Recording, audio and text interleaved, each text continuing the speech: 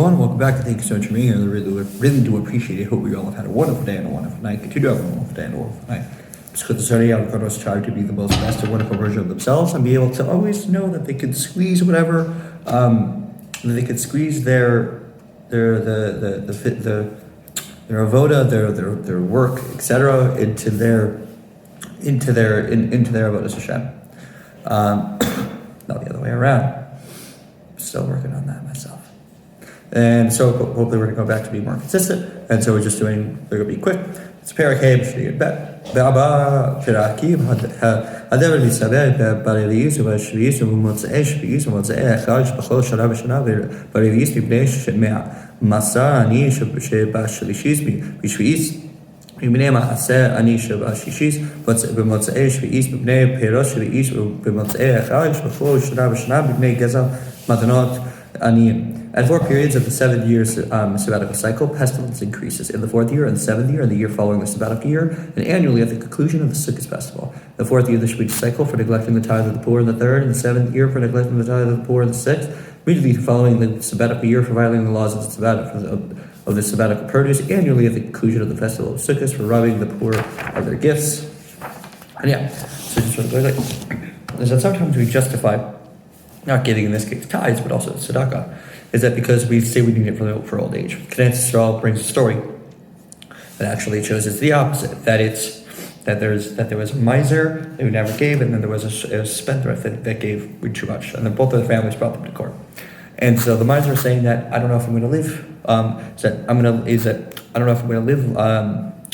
My life isn't going to be too long. I'm not going to be able to spend anything. And so he was very stingy about his money because he had to be able to save it up for his entire life. And the spender was said the opposite of, I'm going to die so early, might as well give it now. And so he said the judge gave them a bracha, basically saying that they got what they feared most. So this miser got a shorter life, and the spender got a longer life, so that they would both be able to use their money what they needed to be able to do what they needed it for. The story is that before Rosh Hashanah became famous, is that he had a benefactor, someone that gave him 1 gold coin every week. And this person became very wealthy. So one day is that all of his friends are saying wow, how'd you become so wealthy? And then one day he gave and he told them about Rosh Hashanah, and he's like, if you think you'd be rich with Rosh Hashanah, then you'd be very rich with the Maggid of Mezrich. So he decided to switch it around. He gave to the Maggid, and then immediately all his money started plummeting. And so he realized what he did wrong. He went to Rosh Hashanah, and he started apologizing. And Rosh Hashanah said, is that when you weren't giving because you wanted a return and you wanted a profit, is that the heavenly judges they looked past, they just gave.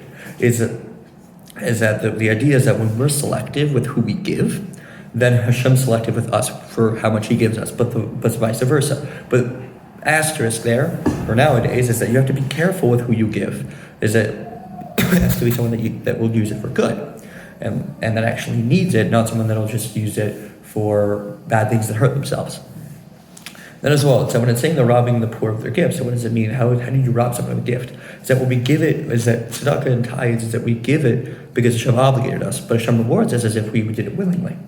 But it's that if we don't do it, then we are basically thieves of Hashem, and that we're stealing what belongs to Him. So thank you so much for listening, and I hope you have a wonderful night.